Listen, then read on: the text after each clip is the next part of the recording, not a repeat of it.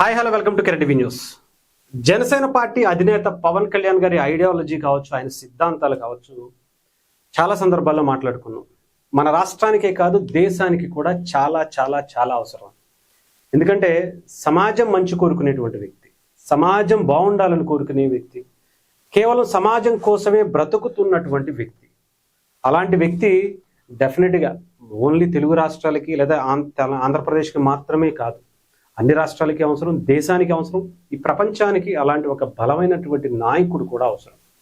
అంటే ప్రజల కోసం ఎలా నిలబడాలో, ఎలా కలబడాలో, ఎలా యుద్ధం చేయాలో తెలిసినటువంటి వ్యక్తి. అవసరమైతే కుటుంబాన్ని కూడా తృణప్రాయంగా వదిలేసి వచ్చి ప్రజల కోసం మాత్రమే బ్రతుకుతాడనేది చాలా స్పష్టంగా తెలిసినటువంటిది. అలాంటి ఒక వ్యక్తి, అతనికి సంబంధించినటువంటి ఈరోజు ఆఫీసులో ఒక అద్భుతమైనటువంటి ఘట్టం కనిపించింది. ఒకసారి మీకు చదివి వినిపిస్తాను. జనసేన పార్టీ అధినేత ఉప ముఖ్యమంత్రి పవన్ కళ్యాణ్ గారి ఆశయాలకు ఆకర్షితులై తమ రాష్ట్రాల్లో జనసేన పార్టీని విస్తరించాలని కోరుతూ ఈరోజు మంగళగిరి విచ్చేసిన కర్ణాటక, తమిళనాడు, మహారాష్ట్ర, ఒరిస్సా రాష్ట్రాలు మరియు కేంద్రపాలిత ప్రాంతం పుదుచ్చేరి నుంచి విచ్చేసినటువంటి జనసేన పార్టీ మద్దతుదారులు మంగళగిరిలో సోమవారం సాయంత్రం ఏర్పాటు చేసినటువంటి కార్యక్రమంలో జనసేన పార్టీ ప్రధాన కార్యదర్శి రామ్ తాళ్ళూరి గారితో పాల్గొన్నారు. వాళ్ళు పవన్ కళ్యాణ్ గారి మీద ఉన్నటువంటి అభిమానం, ఎన్నో ఏళ్లుగా ఉన్నటువంటి వాళ్ళ ప్రేమ, ఆయన వాళ్ళు చేస్తున్నటువంటి సేవా కార్యక్రమాలు తెలుసుకుని అభినందించడం కూడా జరిగిందట రామ్ తాళ్ళూరి గారు. అలాగే ఈ సందర్భంగా కొన్ని సభ్యత్వాలకి సంబంధించి కూడా వాళ్ళు, మీరు ఇక్కడే కాదు అక్కడ కూడా మేము చేస్తాము, సభ్యత్వాలు కనీసం మేము అక్కడ చేసుకోవడానికి ఆ స్టేట్స్కి సంబంధించినవి కూడా మీరు ఓపెన్ చేయించండి అని చెప్పి వాళ్ళందరూ కోరారట. ఎంతమంది ఏంటి అంటే అక్కడ మీకు 100 మందే కావచ్చు, లేదంటే 50 మందే కావచ్చు. కాకపోతే ఒక్కొక్కరు ఒక్కొక్క 100 మందితో సమానం, అందులో ఎటువంటి సందేహం లేదు. ఎందుకంటే మీరు, ఇది నేను చెప్పిన మాట కాదు, టీడీపీ నాయకులు చెప్పినటువంటి మాట. ఒక్కొక్క జన సైనికుడు 100 మంది కార్యకర్తలతో సమానంగా లాస్ట్ టైం ఎలక్షన్స్లో వైసీపీని నిజంగా చెప్పాలంటే ఒక బలంగా ఎదుర్కొన్నటువంటి శక్తులుగా చూడాలి. చాలా మంది టీడీపీ కార్యకర్తలు, నాయకులు భయపడుతున్నా కూడా జనసేన మాత్రం ఎదురొడ్డి నిలబడి కొట్లాడి గెలిపించిందని చెప్పాలి. అందులో ఎటువంటి సందేహం కూడా లేదు. ఆ పార్టీని ఎక్కువ చేస్తున్నాం, ఇంకో పార్టీని తక్కువ చేస్తున్నాం అని కాదు, వాళ్ళ ధైర్య సాహసాలని చూపించాం. అందుకని లాస్ట్ టైం లోకల్ బాడీ ఎలక్షన్స్లో ఒక పార్టీ తప్పుకున్నా కూడా పవన్ కళ్యాణ్ గారి జనసైనికులు, వీర మహిళలు బలంగా నిలబడి తాళాల్లో అసలు ఒక విధంగా చెప్పాలంటే పగలగొట్టేసి మేకులు దింపేసినా కూడా ఎక్కడా భయపడలా, ఎక్కడా బాధపడలా, దూసుకు వెళ్ళి ఒక్కొక్కళ్ళకి చుక్కలు చూపించారనే చెప్పాలి. నిజంగా సిద్ధాంతపరంగా కొట్లాడితే, ఒక వ్యక్తిని నమ్మితే ఆ వ్యక్తి ఇచ్చినటువంటి ధైర్యంతో ఎలా ఉంటది అంటే ఆ రకంగా చూపించారు. మొన్న ఎలక్షన్స్లో కావచ్చు, లాస్ట్ టైం ఎలక్షన్స్లో కావచ్చు.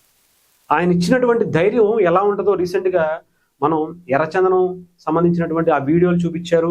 ఆ వీడియోలు అక్కడికి వెళ్ళి ఆయన కొంచెం అన్ని అక్కడ ఏం జరుగుతుంది, ఎలా జరుగుతుంది, ఇవన్నీ మాత్రమే చూపించారు. ఆ తర్వాత ప్రజల్ని అవేర్నెస్ చేసేటువంటి తీరు కూడా మనం చూసాం. మీరు బయటికి రండి, వాళ్ళు ఎక్కడి నుంచి తరలించుకుపోవడం, కొట్టుకెళ్ళిపోతుంటే తిరగబడాల్సింది మీరు. ఇది మీ సొత్తు, ఇది ప్రజల సొత్తు, రాష్ట్ర సొత్తు, మీరు తిరగబడండి అని చెప్పి పవన్ కళ్యాణ్ గారు ఇచ్చినటువంటి ఆ మోటివేషన్ స్పీచే అలాంటి వాళ్ళల్లో చాలా ఉత్తేజాన్ని రేకెచ్చింది. ఈరోజు ఎర్రచందనాన్ని అక్కడ వెంబడించి కొంతమంది గ్రామస్తులు పట్టుకున్నారు అంటే ఆలోచించండి. మన సొమ్ము, మన దేవుడి సొమ్ము ఎవరెత్తుకుపోతారు, ఎందుకు ఎత్తుకుపోతారు అని చెప్పి ధైర్యంగా అడ్డు వెళ్ళి ఊరు మొత్తం ఆపి ఒక సెన్సేషన్ క్రియేట్ చేశారు.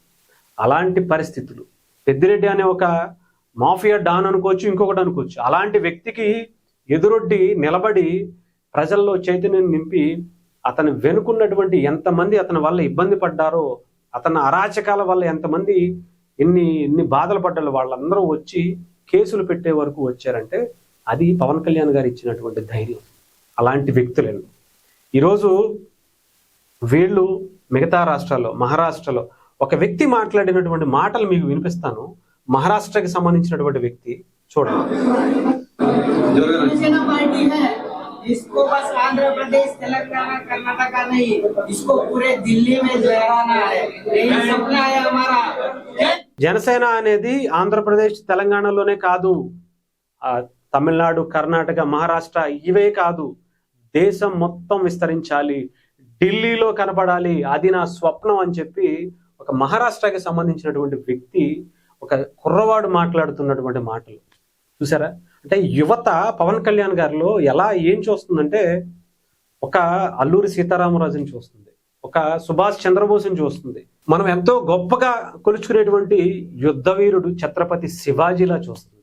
అలాంటి లక్షణాలు, అలాంటి ఉత్తేజాన్ని ఇచ్చేటువంటి వ్యక్తిత్వం ఆయనలో కనపడ్డాయి కాబట్టే నాట్ ఓన్లీ మన స్టేట్, మన తెలుగు స్టేట్స్ కాదు, దేశం అంతా ఆయన చూసి గర్వపడుతుంది. ఆయన పరిపాలన చూసి అబ్బుర పడుతుందంటే ఆయన ఈ దేశానికి వచ్చినట్టు, అంటే ఈ రాష్ట్రానికి డిప్యూటీ సీఎం అయినటువంటి సంవత్సరంలోని ఇన్ని అద్భుతమైనటువంటి కార్యక్రమాలు చేస్తుంటే అలాంటి వ్యక్తి మాకు కూడా వస్తే బాగుండు కదా, అలాంటి లక్షణాలు ఉన్నటువంటి వ్యక్తి మాకు ఎమ్మెల్యే అయితే బాగుండు కదా అనేది చాలా మంది కల. అందుకని ఈసారి నాకు తెలిసి అవి కూడా స్టార్ట్ చేస్తున్నట్టుగా తెలుస్తుంది.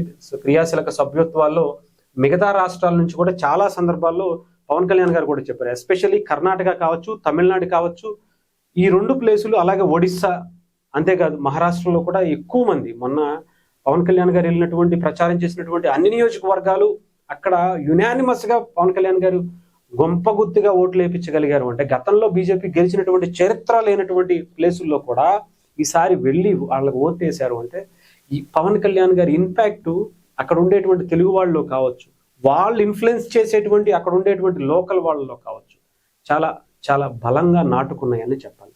అలాంటి వ్యక్తి నిలబడతాడు, అవసరమైతే పోట్లాడతాడు, తప్పు చేస్తే ప్రశ్నిస్తాడు, నిలదీస్తాడు అని చెప్పి వాళ్ళకు ఒక నమ్మకాన్ని కలిగించారు.